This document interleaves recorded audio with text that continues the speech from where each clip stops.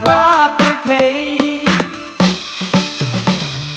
hala jing long ibaduna lalong yang aku ramadan ya kajing hijau basisya ngasilakai tembang ya pingalakan sausi and you forgive me.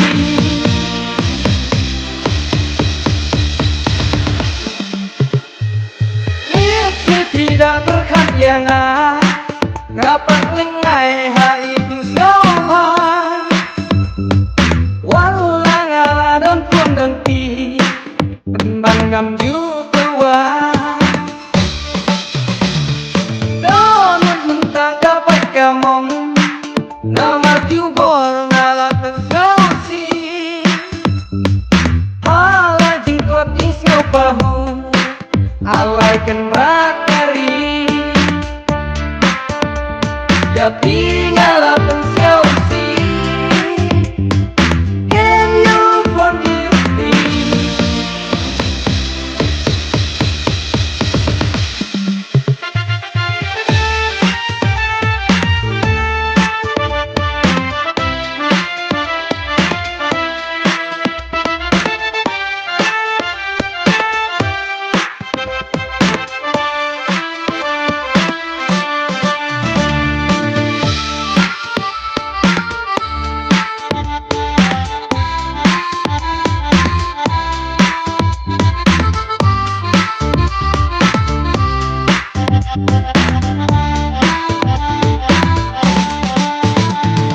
Ya kajing ibalah yang tak telah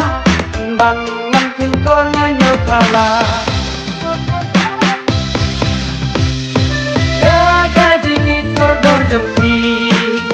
ngarenkan ngayang makalanti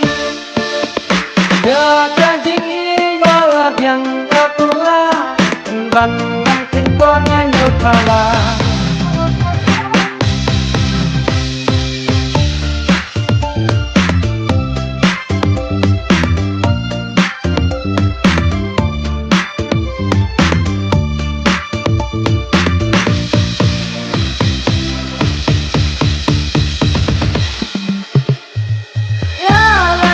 ya lagi senang abang apeng ada di sana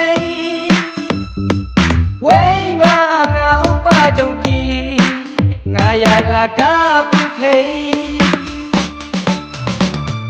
laom ngapang kamunsin dangat sebu ya kiting bangla tapi ingat wabat maidin tapi dang mang yang ya pingala